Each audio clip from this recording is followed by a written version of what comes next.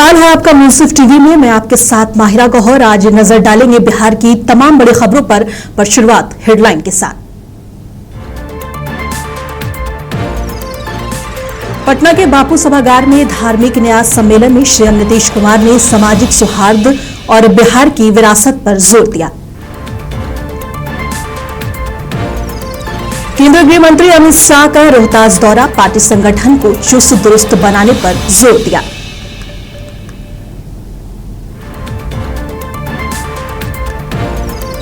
पटना में कांग्रेस का जोरदार प्रदर्शन, कहलगांव में किसानों की जमीन अडानी को दिए जाने के खिलाफ निकाला गया मोर्चा।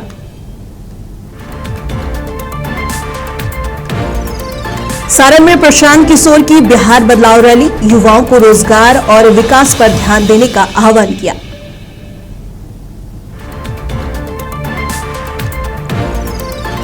और अररिया में आपसी विवाद ने लिया खौफनाक रूप, 14 लोगों पर फेंका गया तेजाब, 4 लोग गिरफ्तार।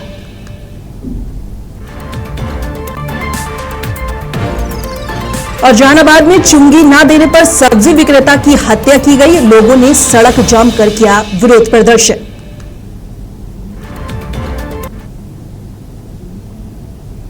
और पटना में बापू सभागार में आयोजित धार्मिक न्यास सम्मेलन में मुख्यमंत्री नीतीश कुमार, दोनों उप मुख्यमंत्री, जदयू कार्यकारी अध्यक्ष संजय झा और अन्य मंत्रीगण शामिल हुए। सम्मेलन में धार्मिक नेताओं और न्यासों ने बिहार में सकारात्मक ऊर्जा और सामाजिक सौहार्द बढ़ाने पर जोर दिया। इसका उद्देश्य नकारात्मक माहौल को दूर करना और बिहार की सांस्कृतिक विरासत को पुनः जीवित करना है। मुख्यमंत्री नीतीश कुमार ने कहा कि सरकार के समर्थन से मंदिरों और मठों के माध्यम से विकास, राजस्व और वित्तीय मुद्दों को भी सुगम बनाया जा रहा है। उन्होंने धर्म या सामाजिक भेदभाव से ऊपर उठकर मानवता को प्राथमिकता देने की बात कही है।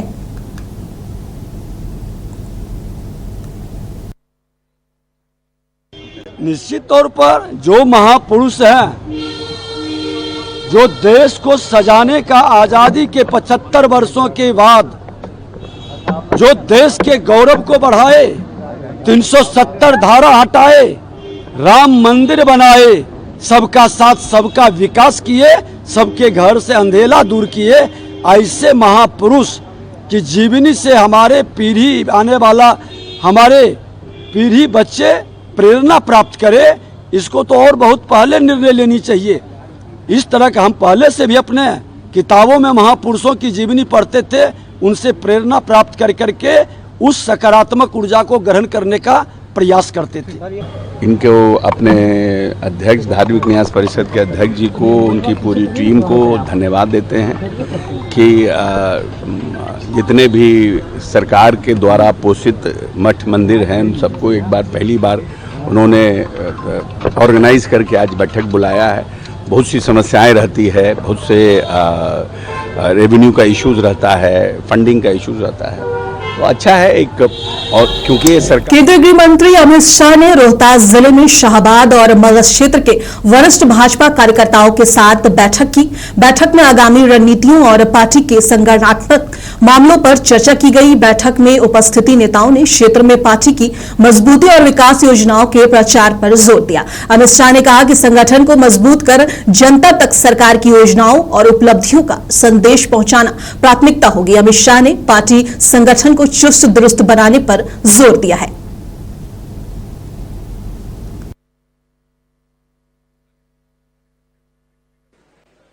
बिहार के समृद्धि और विकास का रास्ता केवल और केवल नरेंद्र मोदी जी के नेतृत्व में एनडीए सरकार ही कर सकती है और कोई प्रशस्त नहीं कर सकता। मुझे बताओ, ये लालू जी, रबड़ी जी, तेजस्वी, ये बिहार को समृद्ध कर सकते हैं क्या? अरे भले आदमी जोर से बोलो, कर सकते हैं क्या? बिहार में विकास कर सकते हैं क्या? बिहार वालों ने 20 साल मौका दिया या नहीं दिया? विकास किया? कभी फिरौती का राज चलने से समृद्धि आता है क्या? कभी हत्याओं के राज चलने से समृद्धि आता है क्या? मित्रों, बिहार कांग्रेस ने भागलपुर के कहलगांव में किसानों की जमीन अडानी पावर को मात्र ₹1 प्रति एकड़ पर दिए जाने के खिलाफ जोरदार विरोध प्रदर्शन किया। राज्य कांग्रेस अध्यक्ष राजेश राम की अगुवाई में पटना में विरोध मार्च निकाला गया। कांग्रेस का आरोप है कि किसानों की सहमति के बिना जबरन उनकी जमीन छीनी गई है और केंद्र सरकार ने अडानी अंबानी जैसे कॉर्पोरेट घरानों को फायदा पहुंचाया है। कांग्रेस नेताओं ने कहा कि पार्टी पूरी तरह से किसानों के साथ खड़ी है और बीजेपी के इस कथित जमीन हड़पने के ड्रामे के खिलाफ लगातार आंदोलन जारी रखेगी।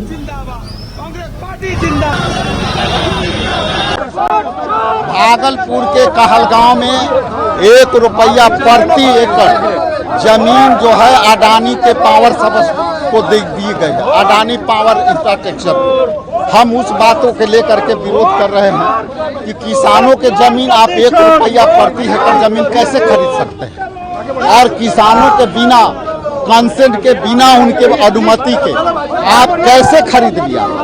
अडानी को फायदा पहुंचाने के लिए देश के प्रधानमंत्री बने हैं जो अडानी और अंबानी को वो हमेशा मदद करते हैं। इसलिए हम इन बातों को विरोध कर रहे हैं कि वोट चोरी इसीलिए की जाती है कि वोट चोर मतलब किसानों के अधिकारों की चोरी, वोट चोर मतलब किसानों। सारण के अमनूर में आयोजित बिहार बदलाव रैली में रणनीतिकार प्रशांत किशोर ने कहा कि जनता को अपने अधिकारों के लिए खड़ा होना चाहिए ताकि छात्रवृत्ति, वेतन और रोजगार जैसी सुविधाओं में सुधार हो सके।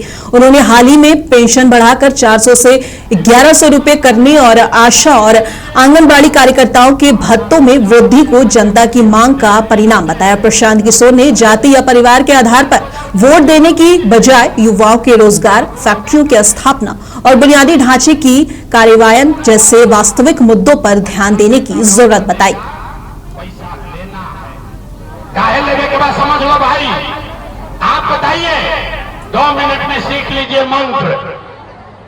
भाई सर लोग बाहर घरों से निकले हैं तो सरकार का तिजोरी खुला है।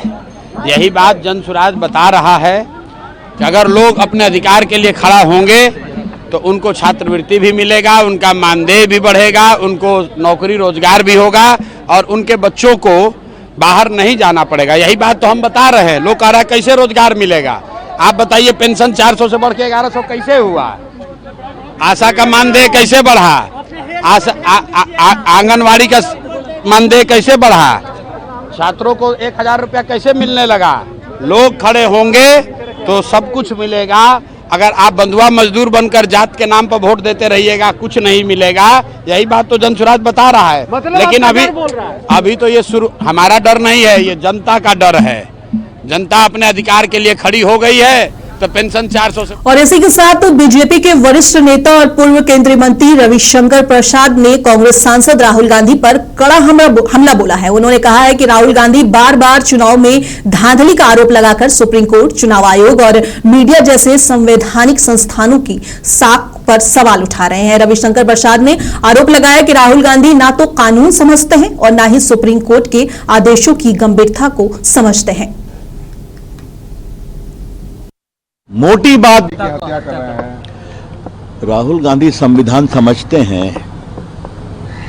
सुप्रीम कोर्ट गए ना, सुप्रीम कोर्ट ने सब दिशा निर्देश किया ना, कोई स्टे किया क्या?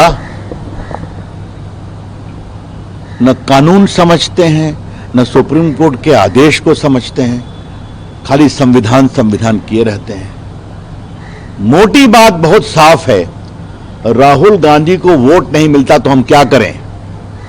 और उनके इस लक्षण से और इस आचरण से, जिस तरह की वो बदजुबानी करते हैं, जिस तरह से प्रधानमंत्री विपक्ष पर हमले करते हैं, देश उनको कभी नहीं वोट देगा। मैं एक ही बात कहूंगा कि वो विपक्ष के नेता हैं, अपनी क्षमता से हैं कि परिवार के कारण है, लोग देश जानता है। लेकिन जब आप विपक्ष के नेता हैं तो कुछ तो संस्कारित बनिए, कुछ तो अच्छी भाषा का प्रयोग। और नालंदा इस्लामपुर विधानसभा क्षेत्र के विधायक राकेश रोशन ने अपने 5 साल के कार्यकाल का रिपोर्ट कार्ड जनता के सामने पेश किया। ये क्षेत्र के 25 साल के इतिहास में पहली बार हुआ। विधायक राकेश रोशन ने बताया कि उनके कार्यकाल में हर गांव को पक्की सड़क से जोड़ा गया, 145 सड़कों की मरम्मत हुई, 3 बड़े स्वास्थ्य केंद्रों का निर्माण किया गया और किसानों के लिए पई नईर नहर व आहर की खुदाई कराई गई। उन्होंने दावा किया कि अब तक लगभग 200 करोड़ रुपए की योजनाओं पर काम पूरा हो चुका है।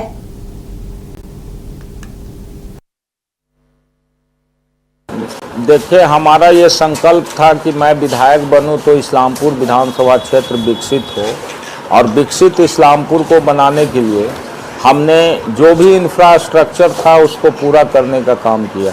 57 नई सड़कें बना करके हर गांव को सड़क से जोड़ने का काम, 145 सड़कों की मरम्मती के लिए एमआर के द्वारा हमने अभी काम करवाया।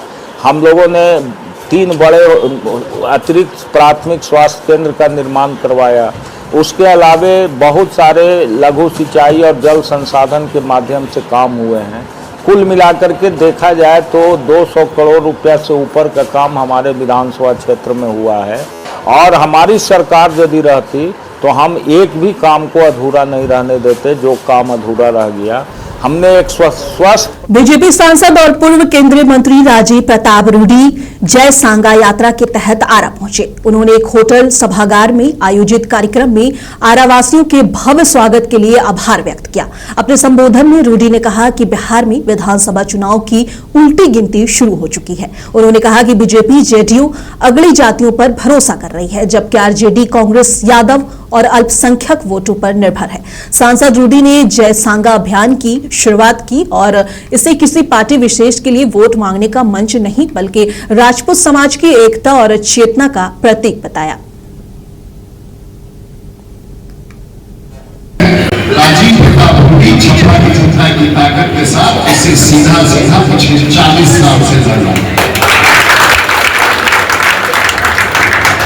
और वहां की लड़ाई साधारण लड़ाई नहीं है, और इस बार भी लड़ाई। और भारत और दुनिया के इतिहास में हम पहले व्यक्ति होंगे जो लगभग एक खानदान के सभी लोगों से चुनाव लड़ते हैं।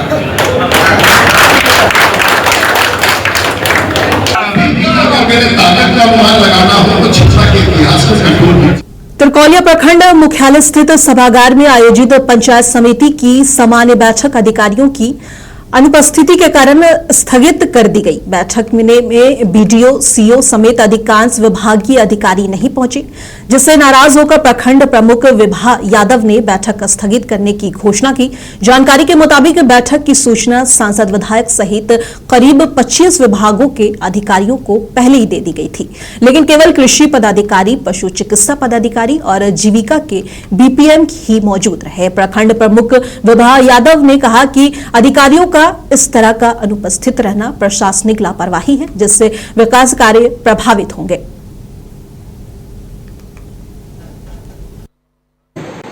पूरे मुखिया पंचायत समिति, जिला परिषद, हमारे प्रमुख महोदय यानी अध्यक्ष, सारे लोग 2 बजे दिन तक हम लोग इंतजार किए, लेकिन अभी तक बीडीओ साहब, उनका अधीन पदाधिकारी कोई ऑफिस में मीटिंग हॉल में नहीं पहुंचा, जिससे हम लोग पंचायत समिति और मेरे अध्यक्ष प्रमुख महोदय, उप प्रमुख जी, मुखिया लोग, इस सारे लोगों के मान सम्मान से खिलवाड़ हुआ है। इनके चक्कर में कोई पदाधिकारी, इनका जो भी अधीन पदाधिकारी है, जैसे कृषि पदाधिकारी हुए, खाद का कालाबाजारी कर रहे हैं, वीडियो सब करवा रहे हैं। आपूर्ति पदाधिकारी आज तक तुरकौलिया में नहीं आया, कौन है हम लोग जानते भी नहीं है। शिक्षा पदाधिकारी कौन है तुरकौलिया में हम लोग जानते भी नहीं है, सब वीडियो सब अलग से अपना डील कर रहे हैं। बाल विकास परियोजना पदाधिकारी कौन है, कोई उपस्थित नहीं है। क्या करें हम लोग? बिजली आपूर्ति पदाधिकारी कभी ऑफिस नहीं आते हैं, वीडियो साहब भी ऑफिस नहीं आते हैं बराबर। फुलवारी शरीफ नगर परिषद क्षेत्र के वार्ड नंबर 9 अंतर्गत हारून नगर 2 में आरसीसी नाला और पीसीसी सड़क निर्माण कार्य का शुभारंभ किया गया। इस परियोजना पर कुल 1 करोड़ 10 लाख रुपए की लागत आएगी।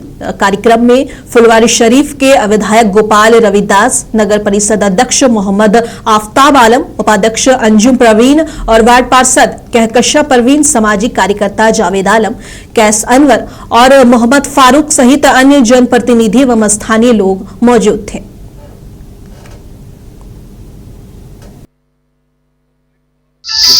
समग्र शहरी विकास योजना के अंतर्गत स्कूल में थे, हारून नगर सेक्टर 2 में शौकत साहब के घर से ये आरसीसी नाला और सड़क निर्माण योजना स्वीकृत हुई है, जिस पर 1 करोड़ 10 लाख रुपए खर्च होंगे। 1,10,00,000 की योजना स्वीकृत हुई है, जिसका आज शिलान्यास किया गया है। तो मुख्यमंत्री समग्र शहरी विकास योजना एक बड़े महत्वाकांक्षी योजना है जो मुख्यमंत्री श्री नीतीश कुमार के द्वारा लागू किया गया है, और इस तरह की योजनाएं काफी विकास पहुंचा रही हैं क्षेत्रों में। पूरे बिहार में इस तरह की योजना चल रही है।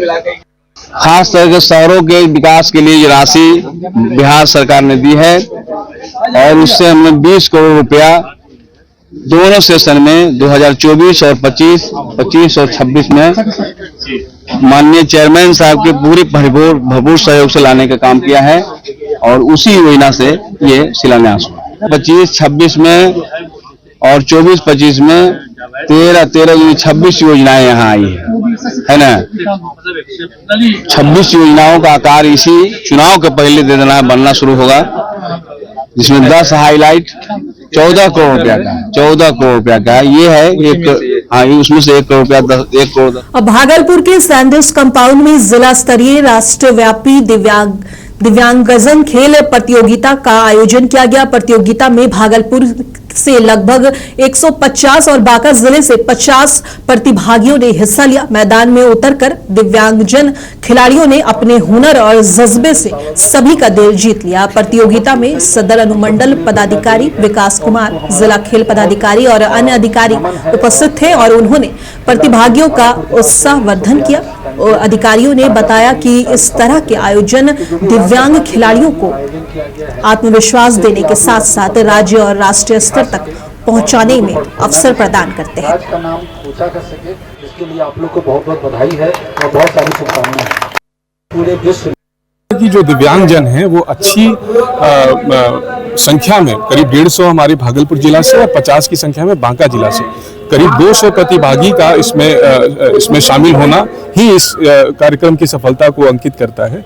आदरणीय जिला पदाधिकारी महोदय के निर्देशानुसार उनके गाइडेंस में हम लोग इस कार्यक्रम को आयोजित किए हैं। हम लोग राज्यव्यापी खेल प्रतियोगिता का आयोजन सैंडर्स कंपाउंड में कर रहे हैं, जिसमें हमारे 2 खेल विधायक मुख्यतः शामिल हैं, जिसमें एक है पैरा बैडमिंटन और एक है पैरा एथलेटिक्स। पैरा एथलेटिक्स में javelin, discus throw, short put, long jump, high jump, 100 metre, 200 metre. Kaimur जिले के मोहनिया स्थित पॉलिटिकल कॉलेज से प्रिंसिपल डॉक्टर अजय कुमार को 60,000 रिश्वत लेते हुए निगरानी विभाग ने गिरफ्तार कर लिया है।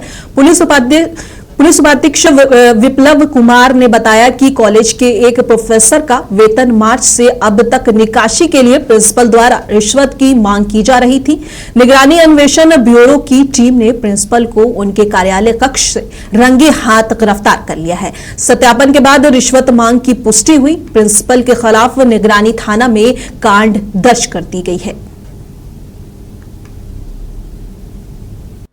ये कैमूर मोहनिया में जो है ये पॉलिटेक्निक कॉलेज के प्रिंसिपल है अजय कुमार, डॉक्टर अजय कुमार, उनके द्वारा जो है वहीं कार्यरत जो है एक प्रोफेसर हैं जो कि गेस्ट प्रोफेसर हैं, उनके द्वारा मार्च से लेकर अगस्त तक जो है उनके वेतन की राशि की निकासी की जानी थी। इसी एवज में जो है उनसे जो है 60,000 रुपये रिश्वत की मांग की जा रही थी प्रिंसिपल के द्वारा।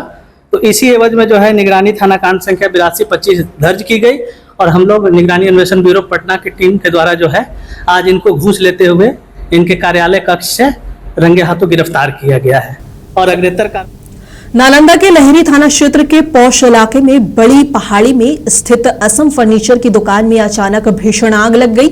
आग की लपटे में बगल के स्थित एसबीआई ग्राहक सेवा केंद्र को भी अपनी चपेट में ले लिया। सूचना मिलते ही स्थानीय लोग, पुलिस और दमकल विभाग सक्रिय हुए। 4 दमकल गाड़ियों ने कई घंटे की मुशक्कत के बाद आग पर काबू पाया। दुकान संचालक संतोष कुमार ने बताया कि विश्वकर्मा पूजा के बाद दुकान बंद कर घर चले गए थे।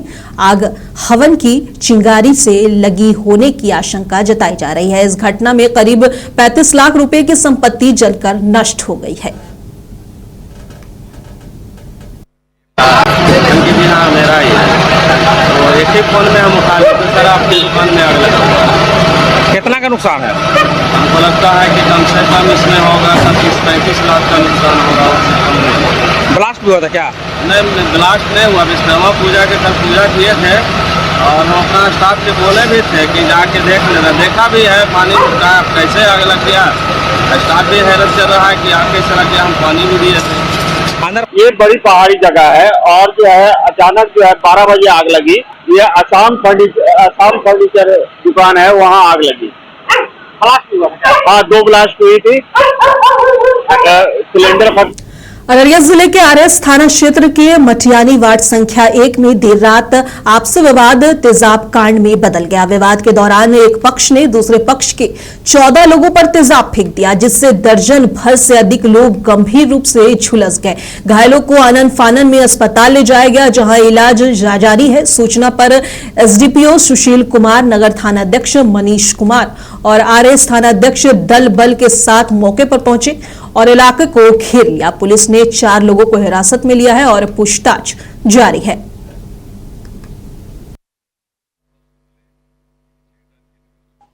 मामला एक कल रात में ये धामा पंचायत है हारिश में, उसे मटियारी गांव में महेश शाह नाम का व्यक्ति है। वो स्मैकियर है, पहले से नशे का आदी है और वो किसी के कामत पर जो प्राथमिक जो घायल है उनके कामत पर बैठ के नशा कर रहा था। इसका लोग विरोध किया, उसको वहां से हटाया, जिसके कारण दोनों पक्षों में बकझक हो गया। उसी में वो अपना घर से एसिड लाकर और फेंक दिया, जिसमें 7 लोग घायल हैं। इसमें 2 लोगों को चेहरा पर लगे हैं। जहानाबाद जिले के काको बाजार में 60 वर्षीय सब्जी विक्रेता मोहम्मद मोसिम को बटखारा से मारकर हत्या कर दी गई। घटना का कारण बताया जा रहा है कि मृतक ने रोजाना की चुंगी में से 5 रुपए नहीं दिए थे। जानकारी के अनुसार नगर पंचायत के ठेकेदार द्वारा रोजाना चुंगी व सुनवाई का काम सब्जी विक्रेता से लिया जाता था। घटना के बाद बाजार में स्थानीय लोगों की भी भारी भीड़ जमा हो गई और हत्यारे की गिरफ्तारी की मांग को लेकर सड़क जाम कर विरोध प्रदर्शन किया।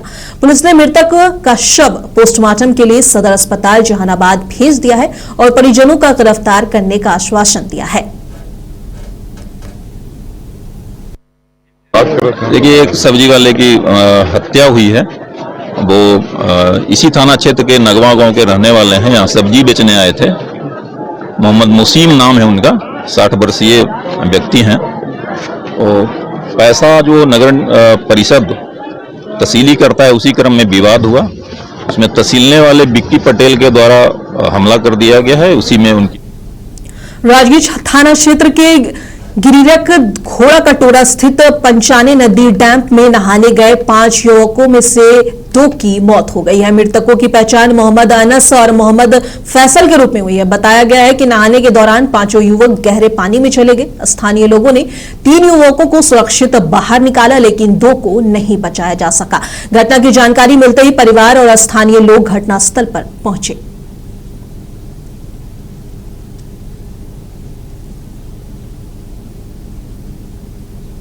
और बिहार की खबरों में आज यहीं तक। कल फिर मिलेंगे बड़ी खबरों के साथ। तब तक के लिए देखते रहे मुंसिफ टीवी।